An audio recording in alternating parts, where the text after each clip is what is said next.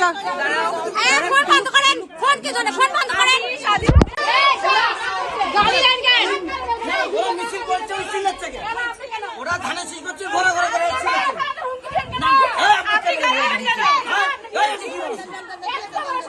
আপনি গালি দেবেন কি?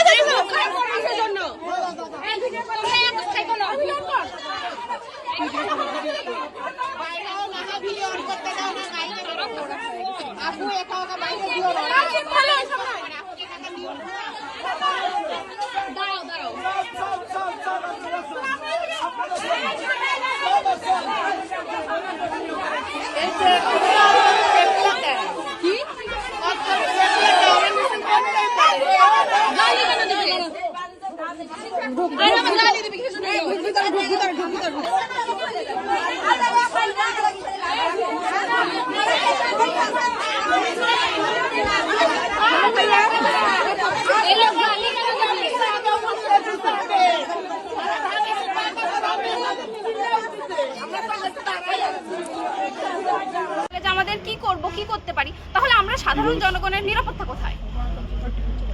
এখানে ভোটের মানে সিস্টেমটা কি? আমরা যদি স্বাধীনভাবে ভোটই চাইতে না পারি তাহলে এই ভোটের দরকার কি?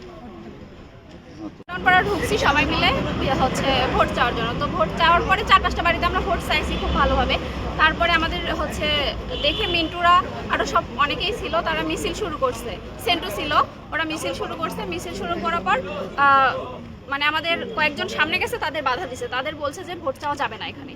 তো ওরা বলছে কেন আমরা ভোট চাবো না, আমরা ভোট চাইতে আসছি, সবারই অধিকার আছে, আমরা ভোট চাইবো। কিন্তু ওরা তারপরে মিছিল থামাচ্ছিল না, আমাদের পিছনে পিছনে যাচ্ছিল। তাই আমরা ভাবছিলাম যে অশান্তি সৃষ্টি হবে, তাই হচ্ছে মীরা ছিল ওখানে, মীরার বাসায় আমরা ঢুকছি। মীরার বাসায় ঢোকার সাথে সাথে ওরা আমাদের অনেক অশ্লীল ভাষায় গালাগালি করছে, যেগুলো বলার মতো নয়। এমনকি আমাদের হচ্ছে গায়ে হাত পর্যন্ত দিচ্ছে, এরকম খারাপ আচরণ করছে। তারপরে আমাদের গেটে তালা দিছে যে এই বাসা থেকে বের হতে দিব না। আবার বলছে যে তোমাদের এখানেই মেরে ফেলবো, খুন করে ফেলবো, এগুলো হুমকি দিছে। হ্যাঁ, মিন্টু ছিল। পরে আমরা হচ্ছে প্রশাসনকে ফোন দিই অনেকবার। প্রশাসনকে ফোন দেওয়ার 30 মিনিট পর আসছে প্রশাসন। এইরকম মেয়েদের ঝামেলার দেখেও 30 মিনিট পর কিভাবে আসে এরকম সিচুয়েশনে? আর হচ্ছে প্রশাসন আসার পরেও ওরা থামেনি, ওরা অনেক গালাগালি করছে, অনেক ঝগড়া করছে। ওরা একবার বের করে দিচ্ছে মীরাকে বলছে যে তুমি এই বাসা থেকে বের হও। মীরা ওই বাসায় ভাড়া থাকলে ওর উপরে অনেক টর্চার করছে ওরা।